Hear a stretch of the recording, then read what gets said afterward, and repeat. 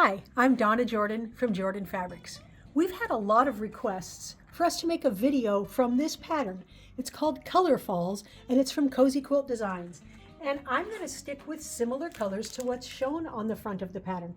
Multicolored strips here. It takes jelly roll strips.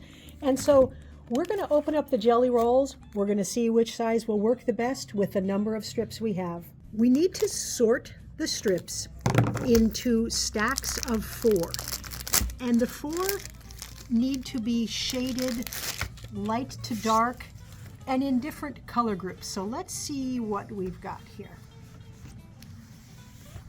Pretty sure we can do a pink set. So here's 4 that might work, and then pretty sure we can do a purple set. So what you want is dark going to just a little bit lighter, and they don't all have to be the same color.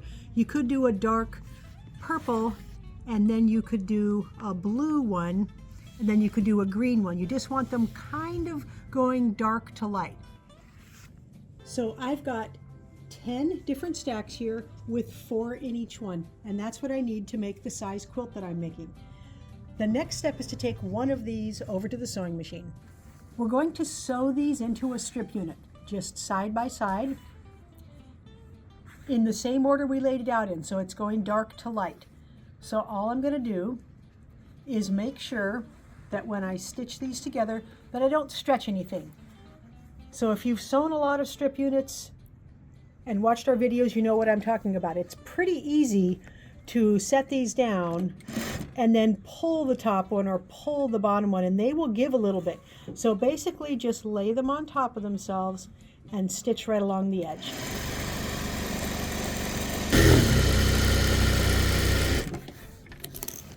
I'm going to press the seam allowance. I'm just going to finger press it towards the darkest print. So in this case, I'm pressing it that way. So I'm going to open it up with my hands here, anchor it with one finger, and then draw that finger right down the seam, and it makes it stay going the direction you want. Then I'm just going to add the next 2 pieces to this side and press all the seams toward the dark. Once we've got all the strip sets done, we want to give them a brief ironing. I'm not even going to use steam. I just want to get it a little bit flatter. And the reason I'm not going to use steam is because when we stitch the patchwork together later on, we're going to need to change the direction of a few of the seam allowances. So I'm just going to press this with a dry iron to make it easy to do our subcuts. All of the strip units get cut exactly the same way. I'm just going to line it up on one of the lines on my cutting board here. Trim off just a little bit off the end here,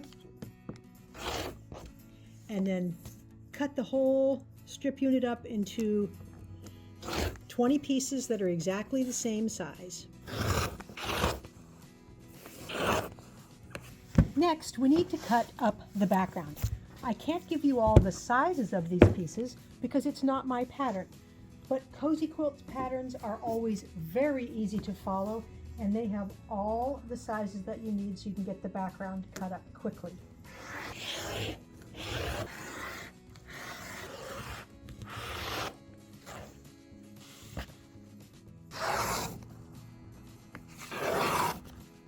I've got everything we need to make our first block. We've got 5 of these patchwork units, 5 that are exactly the same. Each block doesn't have a mix of them, it's just got all the same. Then we've got 2 of each of the background sizes. So the longest one is going to go here and here. And then we've got the next longest size goes here, and a short one here. This row is the same, but the short goes there, and the next longest one here, and then in the middle we've got 2 of the same size that go right there. So when we stitch all these together, every row is going to end up exactly the same size. So the first row, we just have to sew 1 seam here,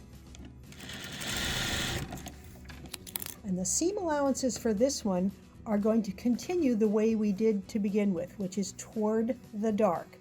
So that one's going to go toward the dark. This row has got 2 seams we need to do. And for this row, once we get the pieces stitched together, we are going to flip the direction that all these little seams are laying. So it's pretty easy to do it, and this is why I didn't use any steam when I ironed the strip unit, because I want them all going the opposite direction. So all I'm going to do is first take this seam, which isn't pressed at all, and finger press it, and then this seam, which is going that way, I want it to go the other way. So I'm just going to make it face that way and re-finger press it. You don't have to take it back to the ironing board. Finger pressing right now will work just fine. So we just have to flip those 3 seams. This one hasn't been ironed at all. And we'll put that one down, except I've got it facing, yep, that's the way it goes. The next one also has 2 seams, but the seam allowances are facing the right way. The reason we're switching these around is because when we want to sew all these rows together, we want the seam allowances going in opposite directions, because it makes it really easy to get all of our seam allowances to nest at the intersections, and that makes the block lay nice and flat. So again, all these seams are going to go toward the dark, and the pattern gives you all the information. You don't have to memorize or remember anything that I'm saying here.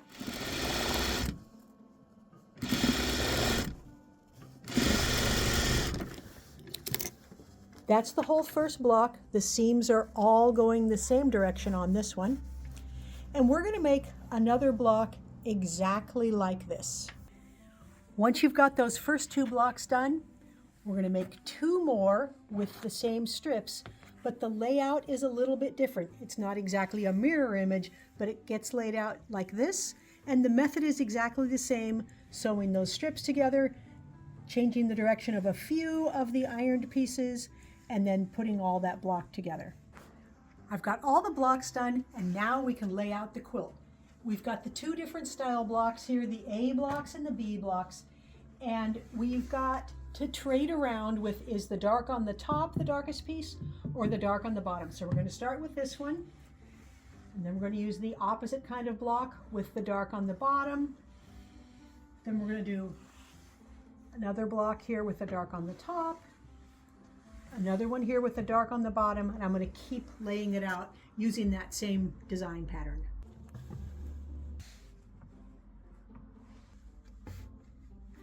That's all the blocks, and because each one goes from light to dark, we get a really nice rainfall effect.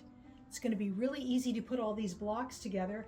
I have a feeling, yep, all the seam allowances will be facing in opposite directions, so it'll be real easy to match. The blocks are nice and big. So I'm going to get the blocks sewn together, and there's a couple of borders, then we'll get it loaded onto the machine. It's time to pick a thread color for the machine quilting, and there's so many options that would look good. Kind of excited about picking a thread color here because we have all that nice black, and so whatever color we pick, it's going to show in there, and I want it to show in there. My first thought was to use a purple because I've got purple on the border. We could do something brighter. We could do orange. We could do this pinky red, even yellow, nice bright yellow. That would look great. All of these, any one would be just fine. But I've got some variegated thread. I hardly ever use variegated thread. Let's see, where is the beginning of it? Here we go. All right, this is perfectly colored. It's going to show up in there. It looks like different colors. This will almost look like the same color all over because it's variegated, but it's not variegated very much. Let's put it over here so we can see it. So that's just going to look purple. This one, which is really multicolored, I think this one, I think that's going to look awesome. We're going to be able to see the color changes in the black, and it's going to blend in pretty well in all the patchwork. So let's use this nice, pretty variegated one. For the quilting pattern, I'm using one called Bubble because all of the batiks have those little teeny dots, and I think this will really look good on the quilt.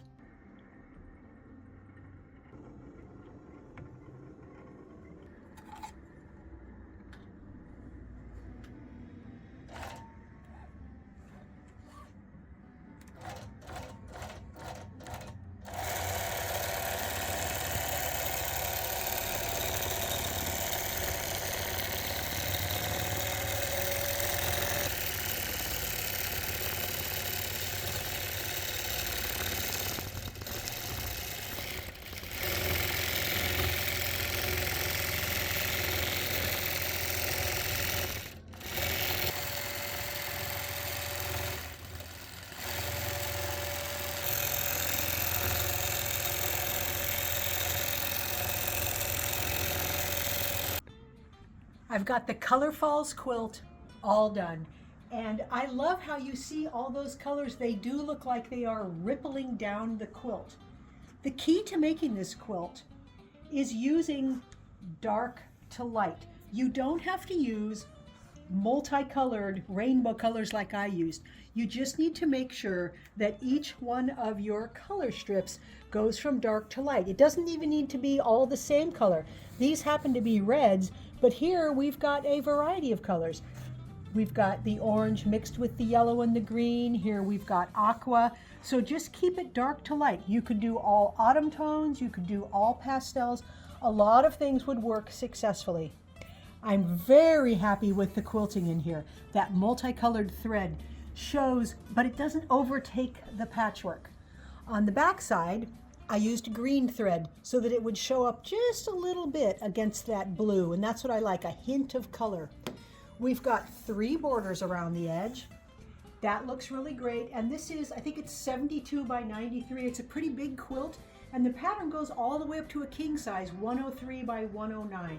Thanks so much for watching our video today. We hope you enjoyed it. We certainly have a lot of fun making the videos. At the end of each video, we like to do a giveaway. Today's giveaway is a quilt called Scrap Strip Diamond Trick. And this was one we did in a video, and it's all made with my scraps. There's batiks, there's metallics, there's prints, there's all kinds of fabrics. It's a very fun quilt to make if you want to make one, but today you can win this one. And it's very easy to enter the giveaways. Just click the link right below this video that says giveaway and put in your name and your email address, and you might be the next lucky winner. Now, if you like our tutorials and you want to support us, the best thing you can do is subscribe to our YouTube channel. That really helps us out. Happy quilting!